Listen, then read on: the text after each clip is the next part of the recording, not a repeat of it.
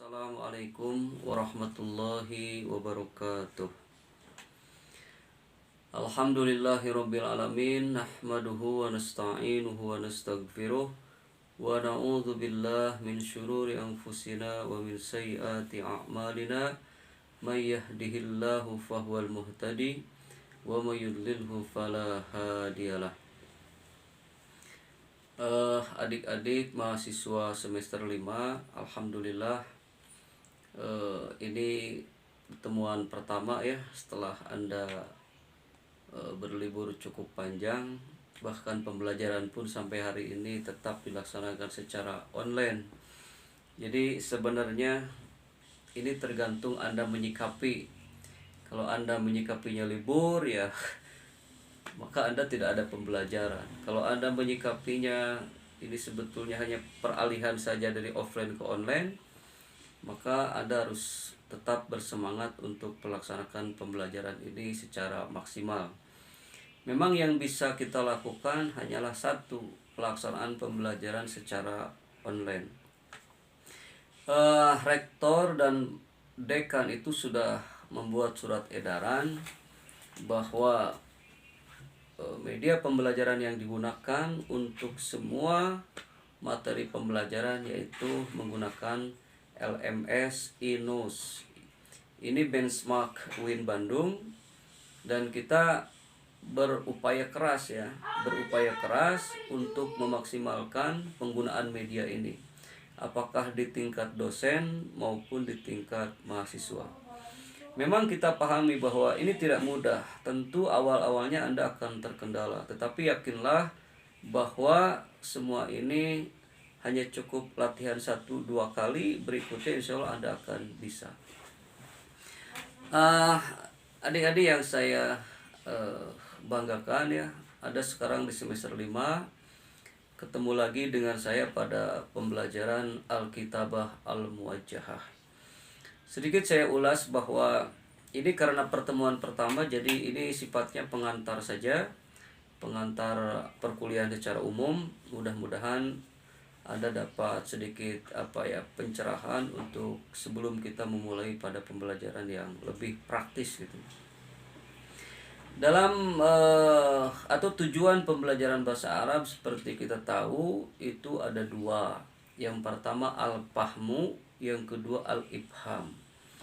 Al-fahmu yaitu berarti kita memahami pertama tulisan orang lain, yang kedua memahami perkataan orang lain.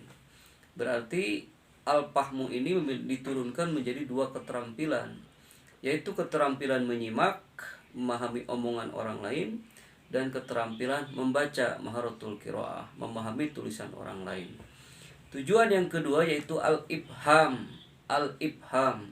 Al-ibham itu memahamkan kepada orang lain. Berarti di sini Anda yang aktif, Anda berbicara, orang lain memahami.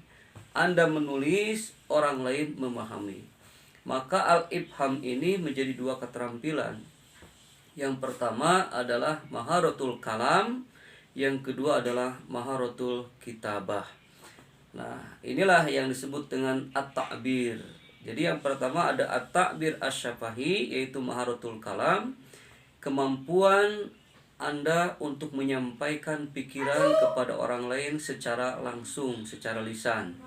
Yang kedua at-ta'bir at-tahriri atau at-ta'bir al-kitabi, yaitu kemampuan Anda menyampaikan pikiran, gagasan, pengalaman secara tertulis kepada orang lain.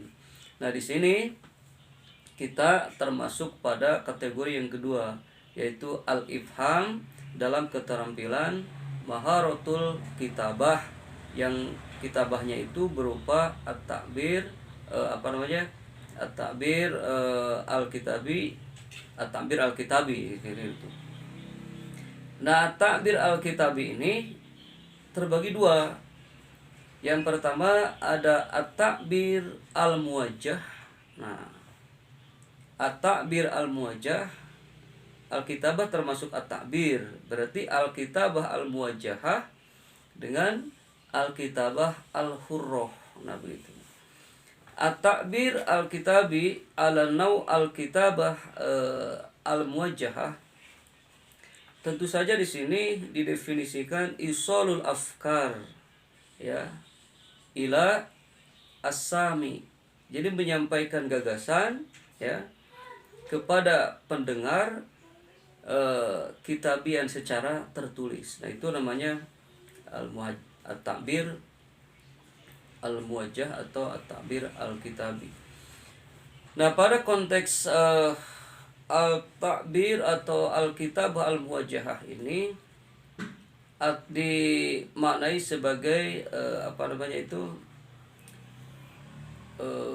menulis terbimbing gitu. Menulis terbimbing.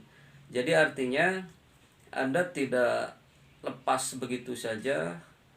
Dosen tidak membebaskan, pokoknya Anda menulis apa saja yang Anda inginkan, temanya tidak dibimbing. Kemudian juga sistematika penulisannya tidak dibimbing. Nah, itu yang sifatnya tidak dibimbing itu namanya al-hurrah, itu al-kitabah al-hurrah. Nah, di sini Anda itu al-kitabah al-muwajjahah. Berarti tema-temanya akan kita diskusikan. Kemudian sistematika setiap penulisannya pun akan kita diskusikan bersama. Itu namanya al-kitabah al-muwajjahah. Namun bagaimana sih untuk menjadi menulis yang baik itu? Untuk menjadi penulis yang baik tentu kita perhatikan beberapa hal, ya. Kita perhatikan beberapa hal. Yang pertama yang saya ingatkan adalah penguasaan terhadap struktur kalimat. Kadang-kadang orang menulis itu bahasanya benar tetapi makna tulisannya itu kacau gitu. Karena memang setiap menulis itu, atau paling tidak dalam satu paragraf itu paling tidak ada main idea, ya, ada main idea. Kemudian ada main idea itu kalimat utama gitu. Yang kedua ada kalimat pendukung. Yang ketiga ada pula yang disebut dengan concluding atau kalimat penutup atau kesimpulan. Ini dalam sebuah paragraf unsur ini harus ada. Unsur ini harus ada. Terus paragraf itu terdiri dari beberapa kalimat gitu. Nah, setiap kalimat terdiri paling tidak itu subjek dan predikat. Subjek, predikat, ada pula objek atau kata keterangan. Nah, setiap unsur dalam kalimat ini tolong diperhatikan ketika Anda menulis sebuah paragraf, menulis sebuah kalimat. Pikirkan mana itu subjek, mana predikat, mana objek. Itu kunci keberhasilan menulis. Jadi kalimat itu bisa salah kalau misalkan subjek predikatnya nggak benar. Itu yang pertama dari sisi penguasaan struktur kalimat. Yang kedua, diqatul qawaid, ketepatan kaidah bahasa Arab. Al-qaid minan nahwi wa sorfi, baik unsur nahwu ataupun unsur sorofnya. Unsur nahwu berarti kaitan dengan posisi atau jabatan satu kalimat satu kata dalam struktur kalimat. Apakah dia menjadi fi'il, apakah dia menjadi fa'il, apakah dia menjadi maf'ulun bih, apakah dia menjadi mubtada atau dia menjadi khobar. Ini harus jelas. Karena apa? Ini memberikan makna kepada orang lain dengan jelas. Kalau struktur kalimat yang kita tulis itu tepat, maka orang lain memahaminya itu dengan tepat. Kalau struktur kalimatnya rancu, tidak tepat, maka orang lain pun memahami kalimat yang Anda tulis itu akan salah. Selain nahwu, tentu saja sorof. Ini sorof juga memegang peranan penting, taghyirul kalimat itu. Memegang peranan penting. Bagaimana Anda menyampaikan sebuah kalimat, apakah menggunakan kata kerja yang transitif, apakah menggunakan kata kerja yang intransitif, apakah kata kerja itu aktif atau apakah itu pasif. Nah, ini dalam bahasa Arab juga sama. Apakah itu menggunakan lazim, menggunakan muta'adi atau mutawa'a atau musyarakah. Ini semua bina ini harus tepat digunakan. Seperti kita mengambil contoh begini. Islam berkembang di Indonesia secara pesat. Islam berkembang atau tersebar luas secara tepat. Kalau Anda menerjemahkannya nasyarul Islamu fi Indonesia syari'an, mohon maaf. Nasyarul Islamu fi Indonesia syari'an. Yang Anda maksudkan terjemahnya adalah Islam tersebar luas di Indonesia begitu cepat, maka itu keliru. Sebab apa? Orang lain memahaminya nasaro itu artinya muta'addi. Nasaro berarti menyebarluaskan. Apa yang menyebarluaskan? Al-Islamu, Islam. Apakah Islam menyebarluaskan? Menyebarluaskan apa? Nah, ini berarti di sini Anda harus menggunakan bina lil mutawa'ah. Bukan nasyara tetapi intasyara. Intasyara al-Islamu fi Indonesia syari'an.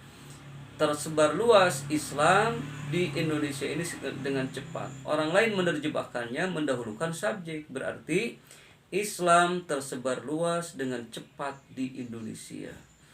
Nah, inilah fungsi daripada kitabah itu, kemahiran maharatul kitabah. Jadi bagaimana gagasan, pengalaman, pikiran kita tersampaikan dengan baik, dan si pendengar dan si penyimak dan si penerjemah, orang lain membaca tulisan Anda itu tidak salah memahami apa yang Anda maksudkan. Oleh karena apa? Antara bahasa yang Anda gunakan sama dengan yang pembaca gunakan. Antara kaidah yang struktur kalimat yang Anda gunakan dipahami sama oleh pembaca. Karena ada kesamaan-kesamaan antara pembaca dan penulis, maka di situ pesan Anda itu akan diterima dengan baik. Saya kira ini dasar-dasar dari yang harus Anda kuasai dari kemampuan atau untuk memiliki kemampuan menulis bahasa Arab. Selain itu tentu saja kasratul atau sarwatul mufradat, kekayaan kosakata itu pun harus Anda miliki. Saya kira untuk pertemuan yang pertama ini hanya bersifat umum saja. Anda harus betul-betul berlatih dan terus berlatih, karena yang namanya keterampilan menulis itu keterampilan. Keterampilan itu tidak ada cara lain kecuali banyak berlatih. La maharata illa bikasratit tadribat. Tidak ada keterampilan kecuali diperoleh dengan banyak berlatih. Kedepan dalam proses pembelajaran tentu saja saya akan banyak menuntut Anda untuk banyak berlatih. Setiap orang harus mampu menulis minimal 1-2 paragraf. Akan saya periksa di situ, satu, struktur kalimatnya apakah sudah benar atau tidak. Yang kedua, diksi ya, ikhtiarul mufradatnya apakah sudah tepat atau tidak. Yang ketiga, diqqatul qawaid, apakah secara nahwu dan secara sorof sudah benar atau tidak. Yang keempat nanti kohesi, the unity dari sebuah paragraf itu sendiri.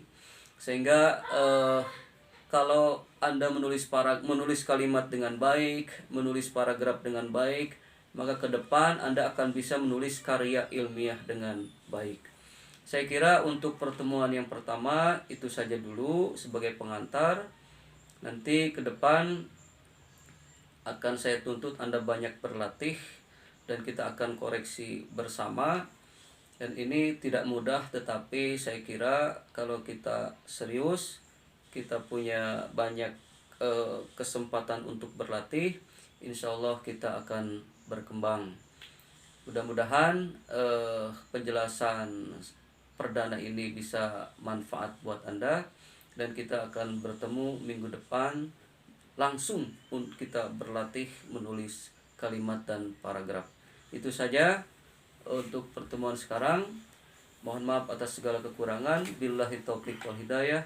Wassalamualaikum warahmatullahi wabarakatuh.